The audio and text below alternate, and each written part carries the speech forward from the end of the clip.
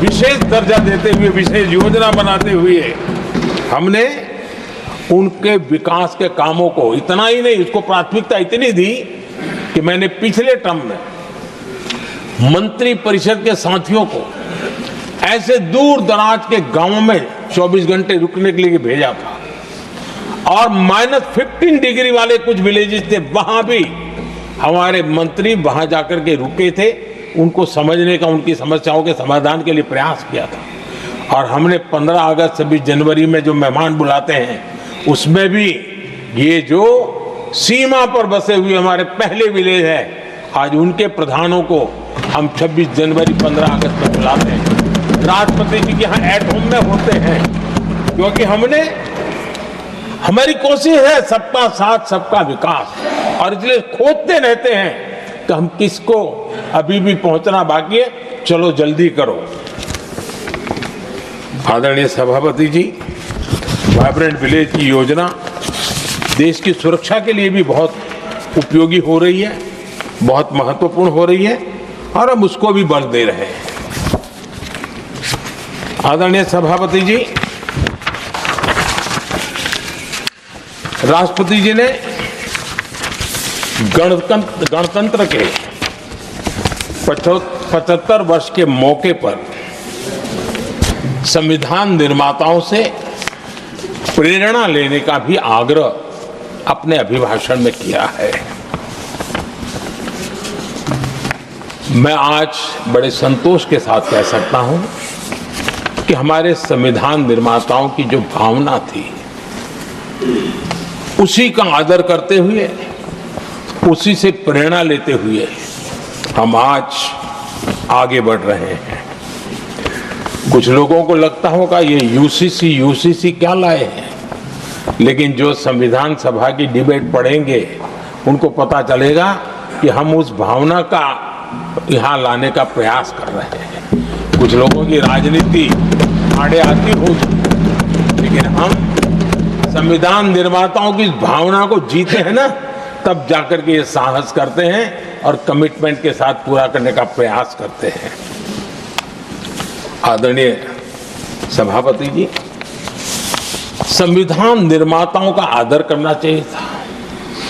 संविधान निर्माताओं के एक एक बात से प्रेरणा लेने की थी, लेकिन ये कांग्रेस है जिसने आजादी के तुरंत बाद ही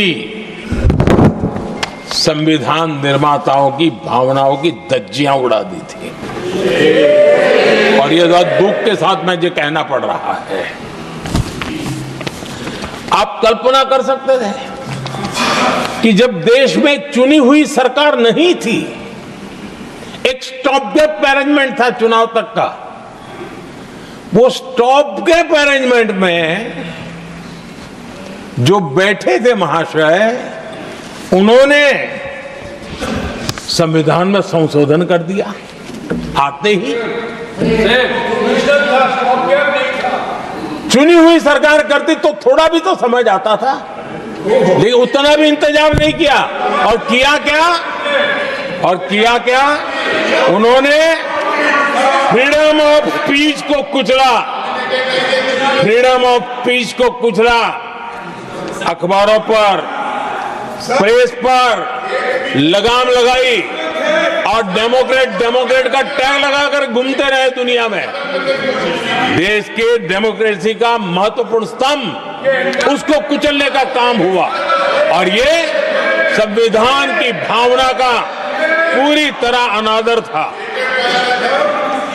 आदरणीय सभापति जी, देश की पहली सरकार थी, नेहरू जी प्रधानमंत्री थे,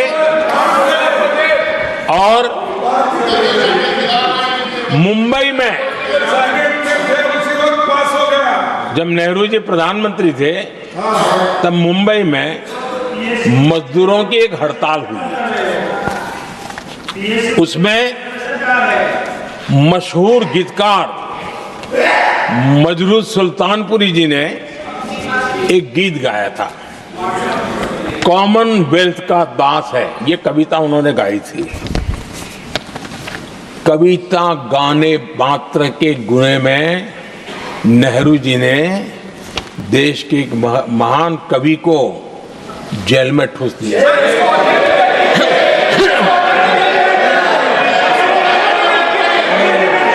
मशहूर एक्टर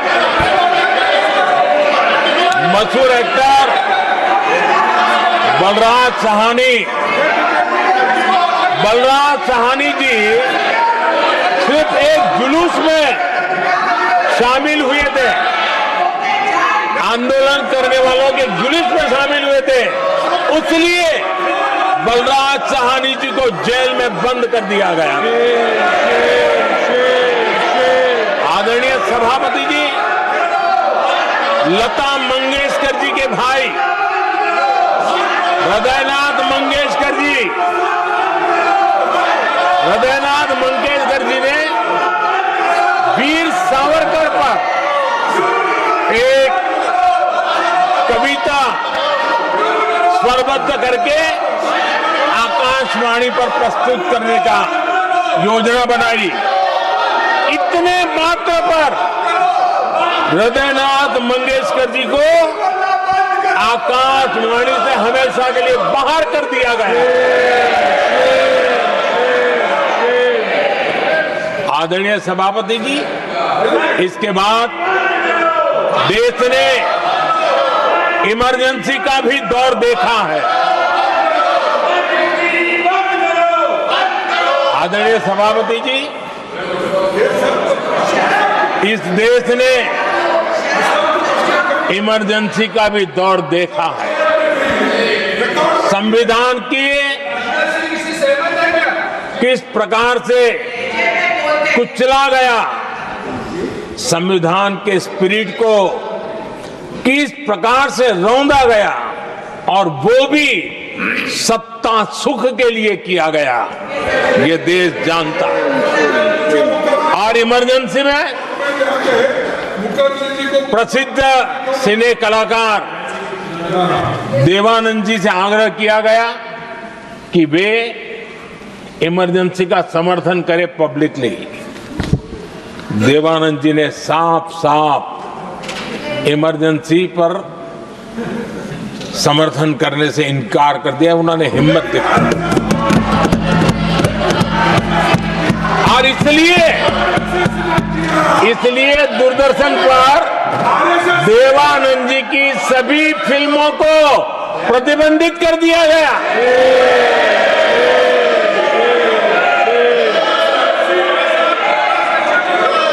आदरणीय सभापति जी, ये संविधान की बातें करने वाले लोग, उन्होंने सालों से संविधान को अपने जेब में रखा है, उसी का एक परिणाम है।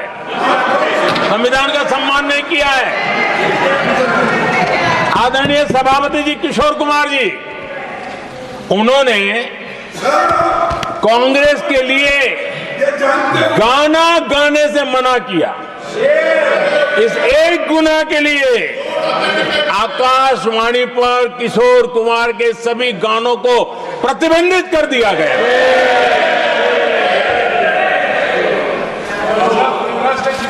आदरणीय सभापति जी, मैं इमरजेंसी के उन दिनों को भूल नहीं सकता, और शायद आज भी वो तस्वीरें मौजूद है। ये जो लोकतंत्र की बातें करते हैं, मानव गरिमा की बातें करते हैं, और बड़े बड़े भाषण देने के लिए शौकीन लोग हैं, आपातकाल में जॉर्ज फर्नांडिस समेत